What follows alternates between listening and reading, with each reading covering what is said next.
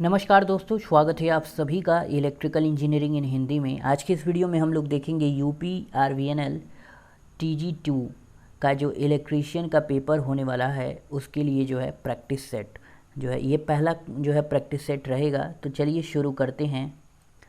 अब देखिएगा, पहला क्वेश्चन है हमारे पास, the monthly energy consumption of 10 lamps of 100 watt each used for 8 hours a day will B.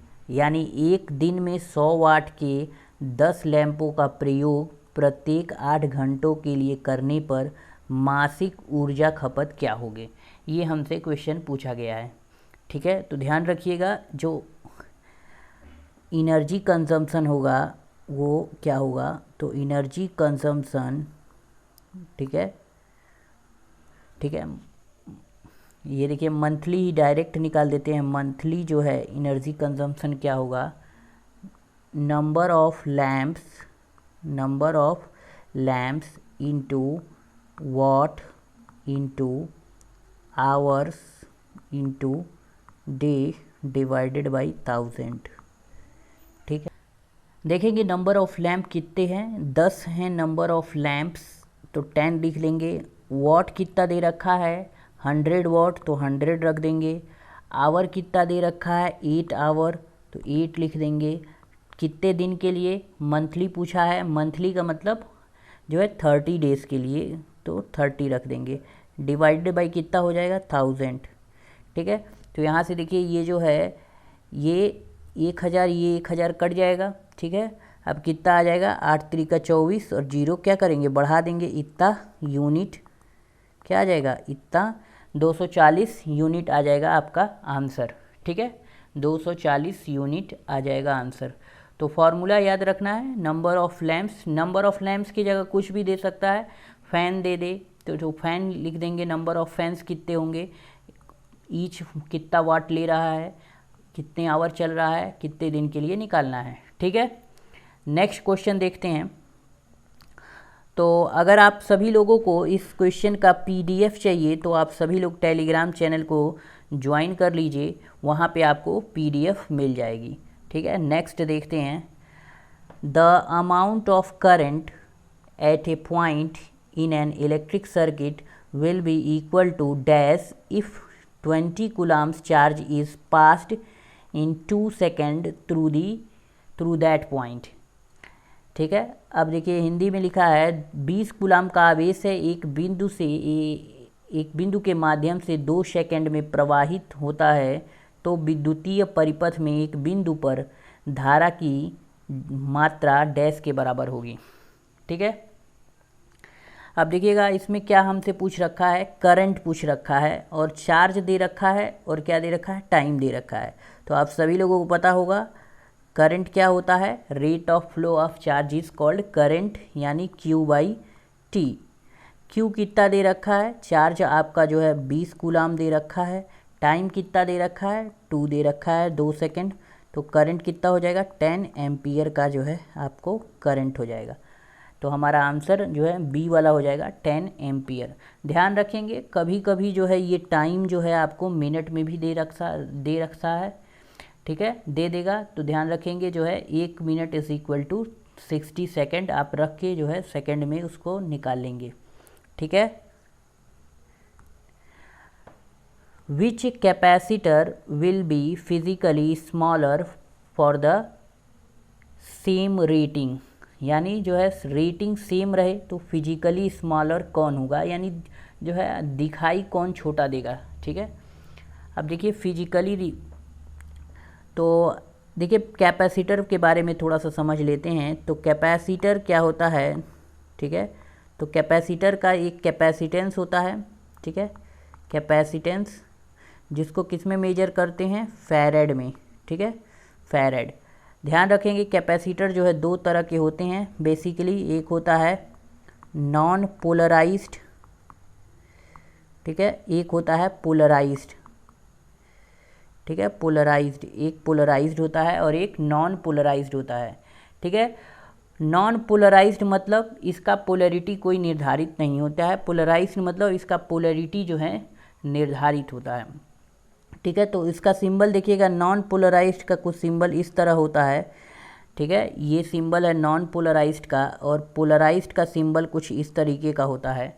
ठीक है, पोलराइज्ड का सिंबल कुछ इस तरीके का होता है। तो देखिएगा ये जो है दोनों बराबर हैं, इसमें जो है बराबर नहीं है, एक जो है थोड़ा सा जो है क्या है, घूमा हुआ है, तो वो पोलराइज्ड कैपेसिटर का सिंबल होता है। ध्यान रखेंगे इस चीज़ का। अब यहाँ ध्यान रखेंगे पोलराइज्ड कैपेसिटर का एग्जाम्पल क्या है, तो यही आपके एग्ज़ाम में पूछा जाता है। इलेक्ट्रोलिटिक कैपेसिटर, इलेक्ट्रोलिटिक कैपेसिटर जो होता है वो क्या होता है, ठीक है, ये जो है पोलराइज्ड कैपेसिटर होता है। और एक और बात ध्यान रखेंगे, डीसी के लिए जो है यूज किया जाता है कौन, इलेक्ट्रोलिटिक कैपेसिटर। ठीक है, डीसी के लिए यूज किया जाता है इलेक्ट्रोलिटिक कैपेसिटर, और एसी के लिए नॉन पोलराइज्ड कैपेसिटर यूज़ किया जाता है। ठीक है, अब ध्यान रखेंगे क्वेश्चन क्या पूछ रखा है, इसमें पूछा है physically smaller for the same rating. इसका मतलब क्या है, कोई कैपेसिटर मान लीजिए 1 पिकोफैरेड का है कैपेसिटर। ठीक है, इसका कोई वोल्टेज रेटिंग दे रखा है, मान लीजिए 5 वोल्ट दे रखा है। तो जो है इसका, अगर ये जो है सिरेमिक होगा तो इसका जो फिजिकली साइज होगा वो बहुत छोटा होगा। ठीक है, इस बात को ध्यान रखिएगा। और सिरेमिक जो है आप देखिएगा, जो सिरेमिक डिस्क टाइप होता है कुछ इस प्रकार का दिखता है, आप जो है इलेक्ट्रॉनिक इक्विपमेंट में देख सकते हैं। ठीक है, कोई भी इलेक्ट्रॉनिक इक्विपमेंट जो होता है उसमें जो है लगा होता है। ठीक है, वो जो है जो कैपेसिटर होता है वो होता है सिरेमिक कैपेसिटर। ठीक है, तो उसकी रेटिंग जो है फिजिकली उसका साइज बहुत कम होता है। ठीक है, सेम रेटिंग के लिए और भी कोई भी जो है कैपेसिटर अगर ले आएंगे तो वो जो है ज़्यादा बड़ा होगा। ठीक है, तो ध्यान रखेंगे सिरेमिक कैपेसिटर इसका आंसर होगा। नेक्स्ट देखते हैं, a closed switch has a resistance of, यानी क्लोज्ड स्विच का रेजिस्टेंस क्या होता है। तो ध्यान रखेंगे स्विच के बारे में। ठीक है, तो देखिए स्विच जो है, क्लोज्ड स्विच जो होता है, ठीक है, क्लोज्ड स्विच जो होता है वो हमारा शॉर्ट सर्किट की तरह बिहेव करता है। किसकी तरह बिहेव करता है, शॉर्ट सर्किट की तरह बिहेव करता है।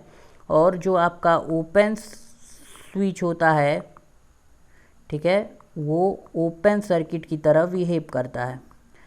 शॉर्ट सर्किट के लिए क्या होता है, ध्यान रखेंगे, शॉर्ट सर्किट मतलब होता है रेजिस्टेंस 0, और ओपन सर्किट का मतलब होता है रेजिस्टेंस इनफाइनाइट। ठीक है, ये बात ध्यान रखेंगे इस चीज़ का।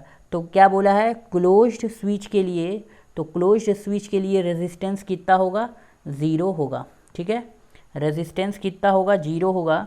ध्यान रखेंगे रेजिस्टेंस 0 होगा मतलब करंट क्या होगा, इनफाइनाइट होगा। ओपन सर्किट के लिए करंट क्या होगा, करंट आपका जो है 0 हो जाएगा।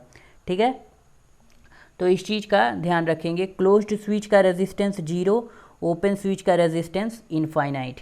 नेक्स्ट देखते हैं, it was experimentally found by James Prescott Joule that the heat produced in a current carrying conductor is directly proportional to।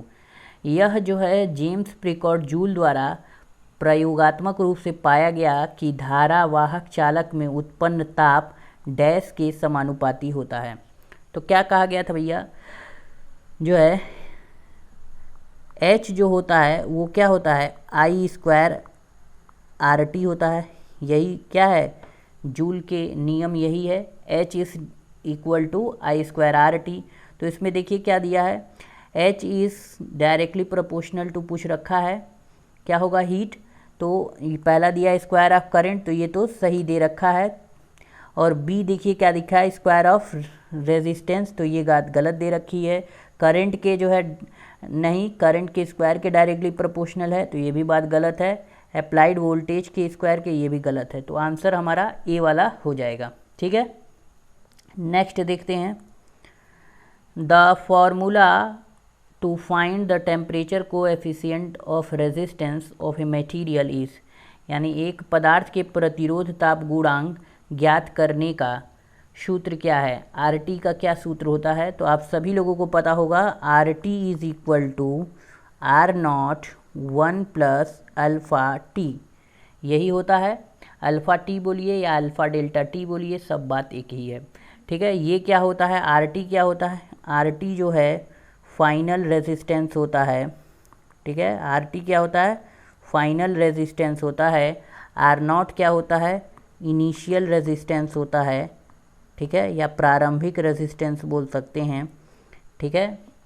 और अल्फ़ा क्या है, अल्फ़ा है TCR मतलब टेम्परेचर कोएफिशिएंट ऑफ रेजिस्टेंस, ठीक है। और टी क्या है, टी यहाँ पे जो है वो क्या है, टेम्परेचर डिफरेंस है, ठीक है। टी क्या है, टेम्परेचर डिफरेंस है। तो इसका क्या सूत्र होता है, यही हो जाएगा बी वाला, R T is equal to R not 1 plus alpha T. Next देखते हैं, which electrical device is the example for the medium resistance, medium resistance का कौन सा एग्जाम्पल है, तो इस चीज़ को ध्यान रखिएगा। जो रेजिस्टेंस होता है, ठीक है, रेजिस्टेंस को जो है एक होता है आपका लो रेजिस्टेंस, किसको बोला जाएगा, ठीक है, लो रेजिस्टेंस। एक होता है आपका मीडियम रेजिस्टेंस, ठीक है, और एक होता है आपका हाई रेजिस्टेंस। तो ध्यान रखेंगे, जब रेजिस्टेंस की वैल्यू लेस देन 1 ओम, लेस देन 1 ओम होता है तो उसको आप क्या बोलेंगे, लो रेजिस्टेंस। जब रेजिस्टेंस की वैल्यू 1 ओम से लेके 100 किलो ओम के बीच में होगा तो उसको क्या बोलेंगे आप, मीडियम रेजिस्टेंस। जब क्या है 100 किलो ओम से ज़्यादा होगा तो उसको क्या बोलेंगे, हाई रेजिस्टेंस बोलेंगे, ठीक है। इतना बात ध्यान रखिएगा। अब देखिए इसमें पूछा है मीडियम रेजिस्टेंस क्या है, तो देखिए शंट रेजिस्टेंस होता है, तो आप सभी लोगों को पता होगा शंट रेजिस्टेंस किसी भी जो है डिवाइस वाइस में जो क्या करते हैं, शंट रेजिस्टेंस लगाते हैं। शंट रेजिस्टेंस की वैल्यू क्या होती है, जैसे मान लीजिए आपका एमीटर है, एमीटर का रेंज बढ़ाने के लिए शंट रेजिस्टेंस लगाते हैं, तो वो रेजिस्टेंस कहता होता है लो रेजिस्टेंस लगाते हैं, लो रेजिस्टेंस जो है शंट में लगाते हैं, ठीक है। तो वो तो लो होता है, बहुत लो होता है, यानी ये भी जो है 1 ओम के करीब में होता है, नीचे ही होता है, ठीक है। तो ये आंसर नहीं होगा। कॉन्टैक्ट रेजिस्टेंस जो होता है वो कॉन्टैक्ट रेजिस्टेंस मिली ओम में होता है, ये भी नहीं होगा। और आर्मेचर रेजिस्टेंस हमने बताया था वो भी जो है 1 ओम के लगभग में ही होता है, तो ये भी नहीं होगा। हीटर रेजिस्टेंस जो है वो मीडियम रेजिस्टेंस होता है, ठीक है। हीटर रेजिस्टेंस क्या होता है, मीडियम रेजिस्टेंस। अब ध्यान रखिएगा, इसका इंस्ट्रूमेंट भी पूछ लेता है कि लो रेजिस्टेंस को मेजर करने के लिए कौन सा इंस्ट्रूमेंट यूज़ करते हैं, इस चीज़ को ध्यान रखिएगा। तो ध्यान रखेंगे कैल्विन्स डबल ब्रिज, कैल्विन्स डबल ब्रिज का उपयोग जो है लो रेजिस्टेंस को मेजर करने के लिए यूज़ करते हैं। ध्यान रखेंगे मीडियम रेजिस्टेंस को मेजर करने के लिए व्हीट स्टोन, ठीक है, व्हीट सही से लिख देते हैं, व्हीट स्टोन ब्रिज का उपयोग करते हैं, व्हीट स्टोन ब्रिज का उपयोग करते हैं। और हाई रेजिस्टेंस को मेजर करने के लिए मेगर का उपयोग करते हैं, ठीक है। तो इतना बात ध्यान रखिएगा, ठीक है, बहुत इंपॉर्टेंट पॉइंट लिखे गए हैं, ठीक है। नेक्स्ट देखते हैं, the capacitance of a capacitor is not influenced by, यानी संधारित्र की धारिता किससे प्रभावित नहीं होती है। तो कैपेसिटेंस का क्या फॉर्मूला होता है, तो कैपेसिटेंस का फॉर्मूला होता है C is equal to epsilon not A by D. तो एप्साइलन नॉट को क्या लिख सकते हैं, एप्साइलन को क्या लिख सकते हैं, epsilon not into epsilon R A by D, ठीक है। तो इस फॉर्मूले को देखिएगा, पहला दिया है प्लेट थिकनेस, इसकी बाद में चर्चा की जाएगी। पहले देखिए प्लेट एरिया, तो प्लेट एरिया तो प्लेट एरिया पे तो डिपेंड करता है कैपेसिटेंस। प्लेट सेपरेशन, डी क्या है, वही जो है प्लेट सेपरेशन है या डिस्टेंस बिटवीन द प्लेट है, ठीक है। प्लेट सेपरेशन बोल दीजिए या डिस्टेंस बिटवीन द प्लेट बोल दीजिए, इस पे भी डिपेंड करता है। और नेचर ऑफ डाई इलेक्ट्रिक, तो नेचर ऑफ डाई इलेक्ट्रिक के लिए क्या है, एप्सिलॉन आर है, यानी इसी को क्या बोलते हैं, रिलेटिव परमिटिविटी बोलते हैं। आप सभी लोगों को पता होगा रिलेटिव परमिटिविटी बोलते हैं, इसकी कोई भी यूनिट नहीं होती है। तो कैपेसिटेंस की वैल्यू एप्सिलॉन आर यानी डाइइलेक्ट्रिक पर भी डिपेंड करती है कि बीच में कौन सा मटेरियल है, बीच में एयर है या माइका है या पेपर है, क्या है, उस पर भी जो है कैपेसिटेंस की वैल्यू डिपेंड करती है। तो ये भी बात जो है गलत हो गई, तो मतलब हमारा क्या है, ए वाला सही हो जाएगा, प्लेट थिकनेस। तो इस भी बात को बहुत ध्यान से रखिएगा याद कि जो है कैपेसिटेंस की वैल्यू जो होती है वो प्लेट थिकनेस यानी प्लेट की मोटाई पे डिपेंड नहीं करती है, ठीक है। नेक्स्ट क्वेश्चन देखते हैं। Potentiometer of carbon type are available in, carbon प्रकार का विभव मापी किसमें उपलब्ध होता है। तो ध्यान रखेंगे इस चीज़ को, ठीक है। देखिएगा इसका जो है कैरेक्टरिस्टिक्स कुछ इस प्रकार का होता है। मान लीजिए ये जो है ये जो है पोटेंशियोमीटर का है, ये लीनियर का है, और एक होता है आपका नॉन लीनियर का, ये होता है लॉगरिथमिक जो है पोटेंशियोमीटर का कैरेक्टरिस्टिक्स कुछ इस प्रकार का होता है, ठीक है। तो लीनियर वाले का और लॉगरिथमिक दोनों प्रकार का जो है पोटेंशियोमीटर होता है, ठीक है। इस बात को ध्यान रखिएगा। तो इसका आंसर क्या हो जाएगा, डी वाला हो जाएगा, both linear and logarithmic type. तो ध्यान रखेंगे जब भी जो है रेडियो रिसीवर, ठीक है, या जो है ऑडियो एम्पलीफायर, इन सब का जो बात करते हैं तो उसमें जो है ये जो है लॉगरिथमिक वाला उसी में यूज होता है, क्योंकि वहाँ पे जो है हमें क्या करना होता है, हमें जो है जो रिस्पॉन्स होता है वो जो है क्या करना होता है, 10 गुना, 100 गुना या 1000 गुना बढ़ाना पड़ता है, जो है एम्पलीफाई करना होता है। तो ऐसी जगह पर जो है लॉगरिथमिक पोटेंशियोमीटर यूज़ किया जाता है, ठीक है। नेक्स्ट देखते हैं, which of the following circuit components opposes the change in circuit voltage, निम्नलिखित में से कौन सा परिपथ घटक परिपथ वोल्टेज में परिवर्तन का विरोध करता है, ठीक है। तो ध्यान रखेंगे इस चीज़ का आप सभी लोग, I C is equal to क्या होता है, C D V by D T, ठीक है। इसका मतलब जो होता है, जो कैपेसिटर होता है वो क्या करता है, चेंज इन वोल्टेज का क्या करता है, अपोज करता है, चेंज इन वोल्टेज का क्या करता है, अपोज करता है। कौन करता है, कैपेसिटर।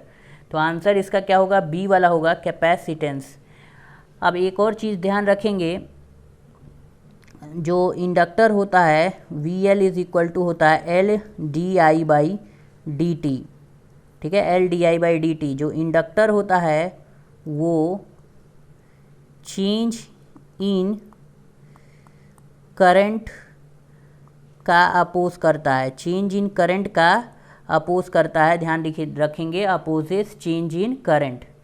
और जो आपका V is equal to I R होता है, जो रेजिस्टर होता है, वो जो रेजिस्टर होता है वो क्या करता है, वो आपका जो है चेंज इन क्या करता है, चेंज इन करंट का अपोज करता है, करंट का अपोज करता है। ध्यान रखें, चेंज इन नहीं, करंट का अपोज करता है, अपोजेस करंट, ठीक है, करंट का अपोज करता है। और जो इंडक्टर होता है चेंज इन करंट का अपोज करता है, और जो कैपेसिटर होता है चेंज इन वोल्टेज का अपोज करता है, ठीक है। नेक्स्ट देखते हैं, the temperature coefficient of resistance is expressed in terms of. तो जो टेम्परेचर कोएफिशिएंट ऑफ रेजिस्टेंस होता है अल्फ़ा, वो जो है किस में जो है उसका यूनिट क्या होता है, उसका यूनिट होता है पर डिग्री सेंटीग्रेड, या इसी को जो है आप ऐसे लिख सकते हैं पर डिग्री सेंटीग्रेड। ठीक है, तो इसमें ऑप्शन में कौन सा दे रखा है, ठीक है, ध्यान दीजिएगा, ऑप्शन में जो है घुमा करके दिया है, आंसर जो है आपका क्या होगा, सी वाला होगा, क्योंकि ओम ओम कट जाएंगे। ठीक है, तो वो आएगा क्या, पर डिग्री सेंटीग्रेड। आप नहीं समझ रहे हैं ऐसे तो चीज़ों को ऐसे समझिए, R T is equal to क्या होता है, R not 1 plus alpha T, अभी अभी हमने देखा है। तो यहाँ से जो है आर नॉट को नीचे ले आएंगे तो आर टी अपन R not is equal to 1 plus alpha T हो जाएगा। यहाँ से देखिएगा alpha T is equal to क्या हो जाएगा, alpha T is equal to हो जाएगा आपका R T divided by R not minus 1। ठीक है, यहाँ से देखेंगे alpha T is equal to हो जाएगा R T minus R not divided by R not. यहाँ से देखेंगे तो एल्फ़ा इज इक्वल टू क्या होगा, R not minus R T minus R not divided by R not, और इसमें जो है डिवाइड करेगा टी से। ठीक है, तो यहाँ देखेंगे ओम में से जब यूनिट देखेंगे तो ओम में से घटेगा जो है रेजिस्टेंस की कुछ वैल्यू होगी। ठीक है, तो जब ओम में से घटेगा तो ओम तो क्या आएगा आपका, ओम ही आएगा। नीचे भी क्या आएगा, आर नॉट, यानी ये भी ओम में, और ये टी क्या है, टेम्परेचर में, तो यही घुमा के आएगा। ठीक है, नेक्स्ट देखते हैं, if the diameter of a metal wire of a given length is doubled then its resistance will. तो रेजिस्टेंस क्या होगा, यदि किसी दी गई लंबाई के धातु के तार के व्यास को दोगुना कर दिया जाता है तो इसका प्रतिरोध होगा। ठीक है, तो ध्यान रखेंगे रेजिस्टेंस का क्या फार्मूला होता है, R is equal to rho L by A. यहाँ से R is equal to rho, यहाँ एरिया की बात की गई है, डायमीटर दे रखा है। ठीक है, तो पाई यहाँ क्या रख से, आर स्क्वायर, चूँकि यहाँ डायमीटर की बात किया है तो डी बाई 2 करेंगे, तो डी बाई 2 का स्क्वायर होगा तो क्या होगा, डी स्क्वायर बाई 4, और 4 क्या है ऊपर चला जाएगा, यानी जो है आर जो हो गया डायरेक्टली प्रोपोर्शनल टू क्या हो गया, डायामीटर के इन्वर्सली प्रोपोर्शनल हो गया, डायामीटर के स्क्वायर के इन्वर्सली प्रोपोर्शनल हो गया। अब ध्यान रखेंगे, अब डायामीटर को क्या करेंगे, अब यहाँ से देखिएगा, जब डायामीटर को जो है आप 2 गुना कर देंगे तो रेजिस्टेंस क्या हो जाएगा, 2 गुना जब करेंगे डायामीटर को, ठीक है, तो रेजिस्टेंस क्या हो जाएगा, 1/4 डी स्क्वायर हो जाएगा, यानी रेजिस्टेंस क्या हो जाएगा, पहले का 1/4 टाइम्स हो जाएगा। तो बी वाला हमारा, डी वाला आंसर हो जाएगा बी 1/4 टाइम। ठीक है, नेक्स्ट देखते हैं, तो देखिएगा ये बहुत बड़ा क्वेश्चन दे रखा है बहुत आसान। Which one of the following statement is true about Kirchhoff current law. तो किरचॉफ करंट लॉ क्या कहता है, तो ध्यान रखेंगे किरचॉफ करंट लॉ क्या कहता है, किसी भी नोड पर जो आने वाली जो धारा होती है उसका सम और जो जाने वाली धारा होती है उसका सम क्या होता है, बराबर होता है। ठीक है, या नोड बोलिए या जंक्शन बोल दीजिए। ठीक है, तो ध्यान रखेंगे ये दिया है पहले वाले में, देखिए यहाँ देखिए ग्रेटर दिया है तो ये भी गलत हो जाएगा, ये भी जो है देखिए entering node is greater than, ये भी गलत। यहाँ पे देखिए इक्वल दिया है the sum of current entering a node to the sum of current leaving the node, तो ये सही हो जाएगा आपका। ठीक है, ध्यान रखिएगा ये जो है सही हो जाएगा, ये बी सी रहेगा, डी रहेगा। ठीक है, तो ये वाला आपका सही हो जाएगा और सब गलत हो जाएंगे। इसका कहने का मतलब मान लीजिए ये कोई नोड है, यहाँ से जो है यहाँ से मान लीजिए करंट आ रहा है, इधर जा रहा है, इधर आ रहा है, इधर जा रहा है, इधर जा रहा है, तो कितना करंट जो है इनकमिंग आया, ये और ये, इनका सम कर लीजिए, और कितना करंट आउटगोइंग है, ये दोनों क्या होंगे, बराबर होंगे। यही क्या है, किरचॉफ करंट लॉ। नेक्स्ट देखते हैं, 4 equal resistors are connected in series and their total resistance is 800 ohms. What would be the total resistance when they are connected in parallel? 4 समान प्रतिरोधक एक अनुक्रम में जुड़े हुए हैं, मतलब सीरीज में जुड़े हुए हैं, उनका प्रतिरोध कुल कितना है 800 ओम है, जब वे समांतर जुड़े हों तो उनका कुल प्रतिरोध क्या होगा। ठीक है, 4 इक्वल रेजिस्टेंस हैं। ठीक है, इक्वल रेजिस्टेंस है, सीरीज में कनेक्ट किया जा रहा है, मतलब सभी का resistance R R R R है, तो यानी जो है कितना है 4 हैं, तो 4R इज इक्वल टू कितना हो जाएगा 800 ओम, यानी R इज इक्वल टू कितना हो जाएगा 200 ओम, यानी ईच रेजिस्टेंस की वैल्यू कितनी आ गई आपका 200 ओम आ गई। अब इन्हीं जो है 4 रेजिस्टेंस को पैरेलल में कनेक्ट किया जा रहा है। जब पैरेलल में करते हैं तो आर इक्विवेलेंट क्या हो जाता है, जब इक्वल रेजिस्टेंस रहता है 4 रेजिस्टेंस हैं तो R/4 हो जाएगा, यानी 200/4, यानी कितना हो जाएगा 50 ओम। हमारा आंसर हो जाएगा बी वाला 50 ओम।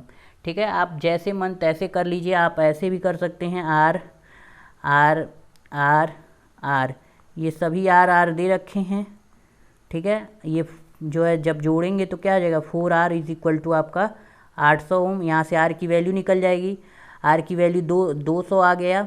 अब जो है इन्हीं को क्या है पैरेलल में कनेक्ट कर दिया गया है। कैसे कनेक्ट कर दिया गया है, पैरेलल में कनेक्ट कर दिया गया है, इनको क्या है पैरेलल में कनेक्ट कर दिया गया है। तो अब क्या है पैरेलल में पूछ रहा है, तो सबकी वैल्यू R आ रहा है। ठीक है, तो पैरेलल में R इक्विवेलेंट क्या होगा R/4 होगा, वही चीज़ लगाया है हमने। ठीक है, when the current is passed through the conductor it gets heated, the effect is called as। ठीक है, जब भी मान लीजिए कोई कंडक्टर है, ठीक है, कोई कंडक्टर है, इसमें करंट फ्लो करता है, तो ठीक है, तो कंडक्टर क्या होता है हीट कर जाता है, यानी गर्म हो जाता है। तो इसका क्या कारण है, तो इसका कारण दिया है, पहला दिया है मैग्नेटिक इफेक्ट। तो ये एक बात गलत है, जब भी कोई करंट कैरिंग कंडक्टर होता है उसके चारों ओर मैग्नेटिक फील्ड होता है, तो ये जो है इफेक्ट जो कहलाता है वो कहलाता है मैग्नेटिक इफेक्ट। तो ये तो गलत हो गया। थर्मल इफेक्ट जो है इसका आंसर होगा थर्मल इफेक्ट। जब भी कोई करंट कैरिंग कंडक्टर है, इसमें क्या है करंट पास हो रहा है, तो ये क्या होता है गर्म होता है। आप सभी लोगों को पता होगा H is equal to I²RT, तो इसका रेजिस्टेंस होगा कुछ, उसमें करंट फ्लो होगा, तो इसमें हीट जो है होगा। ठीक है, वही क्या कहलाता है थर्मल इफेक्ट बोलिए या हीटिंग इफेक्ट बोलिए, बात सेम है। ठीक है, तो आंसर यही हो जाएगा थर्मल इफेक्ट। केमिकल इफेक्ट क्या होता है, जब भी किसी जो है जैसे मान लीजिए आपने पढ़ा होगा इलेक्ट्रोलिसिस, तो इलेक्ट्रोलिसिस में क्या होता है, इलेक्ट्रोलिसिस प्रोसेस में क्या होता है, इलेक्ट्रोलिसिस प्रोसेस में क्या होता है, एक इलेक्ट्रोलाइट होता है। ठीक है, इलेक्ट्रोलाइट, ठीक है, इलेक्ट्रोलाइट बेसिकली मान लीजिए H2SO4 है। ठीक है, तो उसमें से क्या होता है आयंस फ्लो करते हैं, आयंस का कुछ फिर केमिकल रिएक्शन होता है, तो वो सब जो इफ़ेक्ट है वही क्या कहलाता है केमिकल इफ़ेक्ट कहलाता है। ठीक है, तो फ्रेंड्स आज के लिए इतना ही। अगर ये वीडियो अच्छा लगा हो तो प्लीज़ इस वीडियो को लाइक कीजिए। अगर आपका कोई सवाल और सुझाव हो तो नीचे कमेंट कीजिए, और अगर आपने अभी तक हमारे चैनल को सब्सक्राइब नहीं किया है तो सब्सक्राइब कर लीजिए और टेलीग्राम चैनल पर जुड़ जाइए। वीडियो देखने के लिए बहुत बहुत धन्यवाद।